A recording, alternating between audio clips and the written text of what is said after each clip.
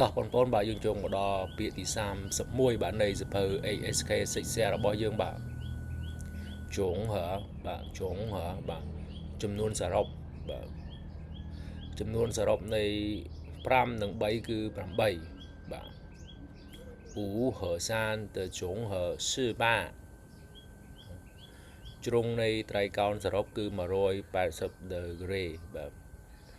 សានចៅសិងបាទសានចៅសិងបាទត្រីកោណកាញ់បាទនៃចៅបាទនៃចៅជ្រុងបាទជ្រុងទាំង3នៃត្រីកោណកាញ់ចុងហឺបាទសរុបទៅគឺ180度បាទ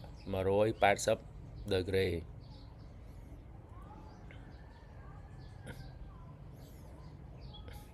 ពួកខ្ញុំត្រូវការទូទាត់ចំនួនសរុបនៃ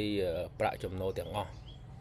我们需要ពួកខ្ញុំត្រូវការបាទ计算បាទទូទាត់បាទ这些收入的总和បាទ这些收入的总和ចំនួនសរុបនៃប្រាក់ចំណូលទាំងអស់នេះ